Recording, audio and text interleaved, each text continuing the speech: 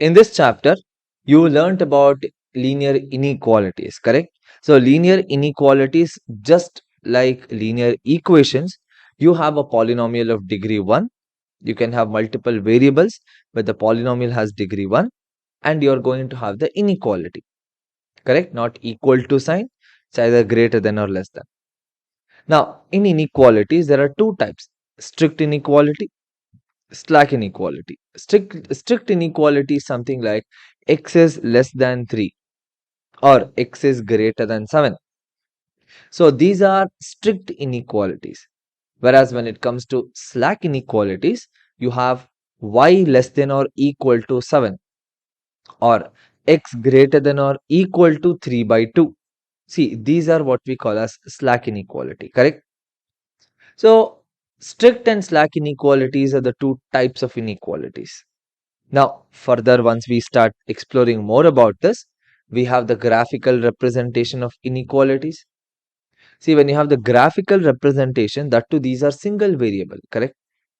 Now, single variable graphical representation can go in two ways depending on what type of inequality you have. Now, if you have a strict inequality, then we write a bubble, but in that bubble, it's a hollow. You can say it's like a plain bubble. Whereas if it's a slack inequality, then you do have a bubble, but then that is filled, correct? So this is the difference between slack and strict inequality. Then you have different algebraic properties. Like if you add on the sides of the inequality or subtract or multiply and divide by a positive number, then there is no change in the sign of inequality.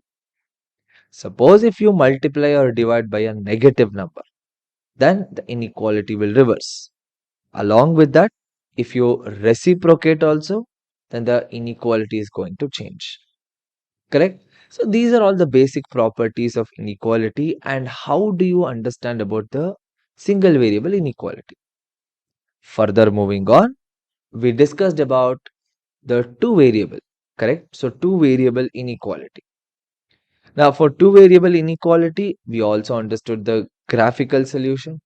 You are going to have two lines, and once you have those two lines, which is greater than or equal to, or less than or equal to, depending on the inequality what you have, you are going to shade the area, correct?